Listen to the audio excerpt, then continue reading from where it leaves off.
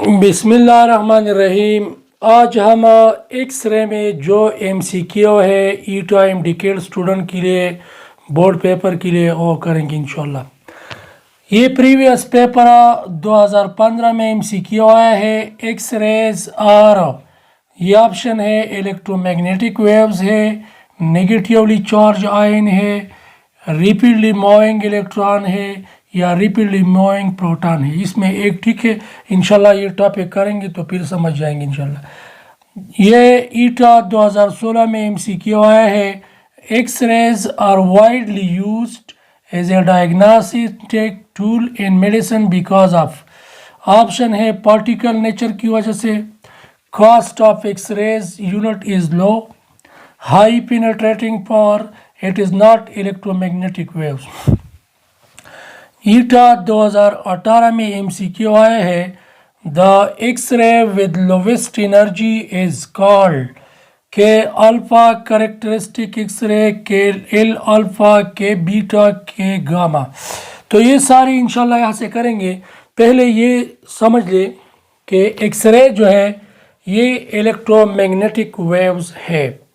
X-rays और electromagnetic waves, तो ये MCQ तो ऑटोमेटिकली हो गया कि एक्स-रेज और इलेक्ट्रोमैग्नेटिक वेव्स, ये इलेक्ट्रोमैग्नेटिक वेव्स है। ये तो सिंपल बुक का स्टेटमेंट है, सीधा सीधा स्टेटमेंट है, इसमें तो मुश्किल है नहीं। एक्स-रेज और इलेक्ट्रोमैग्नेटिक वेव्स। बाकी देख ले, अगर हम इस हैवी मेटल को किसी इलेक्ट्रॉन जिसकी एनर्जी हाई हो इससे हिट करे, हमारे साथ ये हैवी एटम है और इसको मैं हाई एनर्जी इलेक्ट्रॉन से हिट करूं और ये इलेक्ट्रॉन इनर शेल में जो इलेक्ट्रॉन है के शेल में है, एल शेल में है, एम शेल में, इसको रिमूव करे। सपोज एल से ये इलेक्ट्रॉन रिमूव किया तो यहाँ एल में वैकेंसी क्रिएट हो गई, ठीक है। अब इस वैकेंसी को फिल करने के लिए ऊपर से इलेक्ट्रॉन जंप लगाएगा। जब इलेक्ट्रॉन ऊपर से जंप लगाएगा तो ये एनर्जी एमिट करेगा, ये एनर्जी एमिट करेगा और ये एनर्जी प्रोटॉन को हम एक्स-रे कैरेक्टरिस्टिक एक्स-रे कहते हैं। इस एनर्जी जो एमिट करते हैं इसको हम कैरेक्टरिस्टिक एक्स-रे कहते हैं। यहाँ पे ये है कि जब इलेक्ट्रॉन इस के सीरीज है, एल सीरीज है, एम सीरीज है, तो मैं MCQ के लिए डायरेक्ट करता हूँ।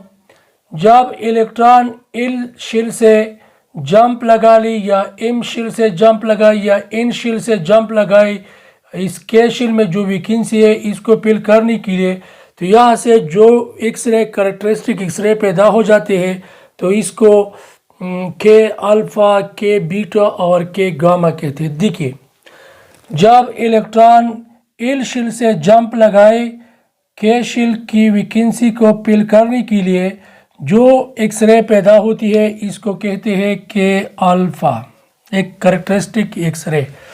जब इलेक्ट्रॉन एम शेल से जंप लगाए के शेल में वैकेंसी फिल करने के लिए, तो यहाँ पे जो एक्स-रे पैदा होती है इसको कहते हैं के बीटा कैरेक्टरिस्टिक एक्स-रे।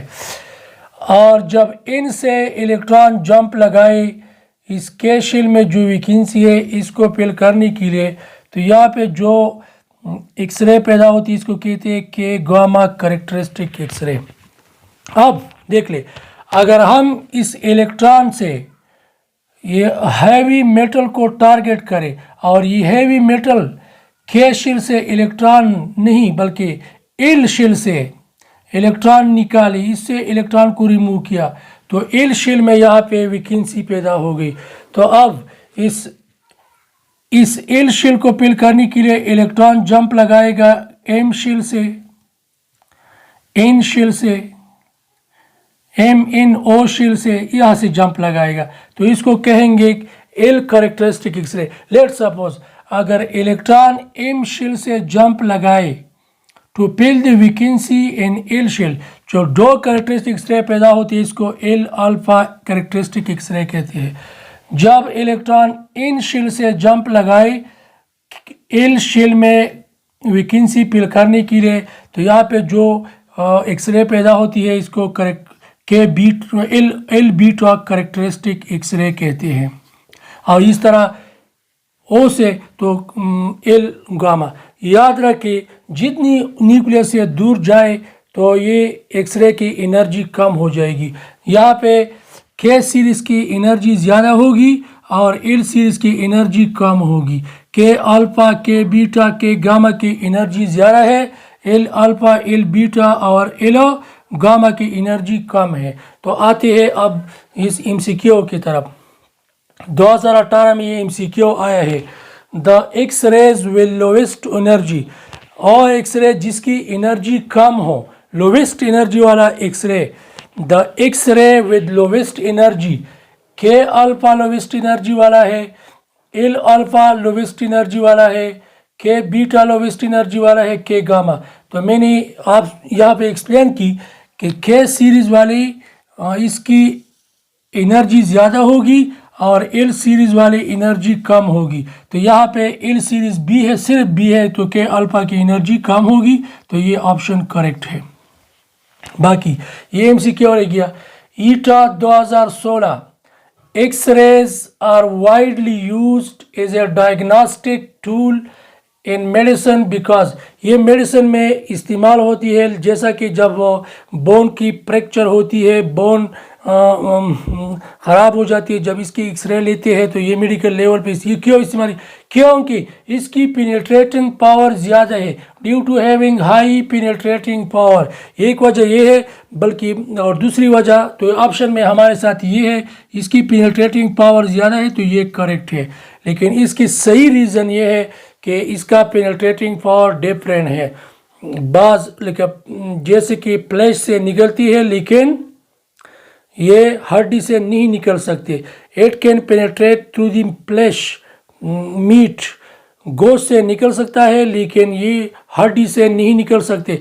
तो लिहाजा एक्सरे जहाँ पे फोटोग्राफिक प्लेट है वहाँ पे बोन की तस्वीर आ जाती है, जिससे कोई एक डॉक्टर फ्रैक्चर बोन या टूटा हुआ बोन मालूम कर सकता है, क्योंकि नॉर्मल और टूटी हुई या फ्रैक्चर बोन में फ़र्क होता है। तो डॉक्टर इससे आसानी से मालूम कर सकता है कि इसमें ये फ्रैक्चर है और इसमें फ्रैक्चर नहीं है।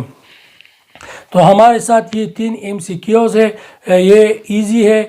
बाकी इंशाल्लाह आप कोशिश कर ले कि सारी वीडियोस को देख ली और इसको याद कर ली, इंशाल्लाह आप अच्छी तरह समझ जाएंगे।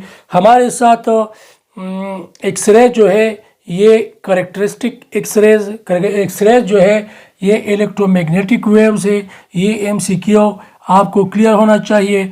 और इसका वेवलेंथ अल्ट्रावायलेट वेवलेंथ से कम है, ये भी एमसीक्यू में आ सकते हैं कि एक्सरे का वेवलेंथ अल्ट्रावायलेट रेस से कम है, तो इसको भी याद करना चाहिए। फ्रीक्वेंसी इसकी ज़्यादा है, longer wavelength than gamma rays.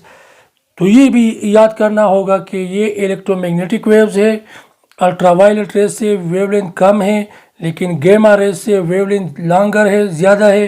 तो ये भी एमसीक्यू आ सकते हैं। इंशाल्लाह आइंदा के लिए इस तरह की एमसीक्यू लाएंगे। Thank you very much.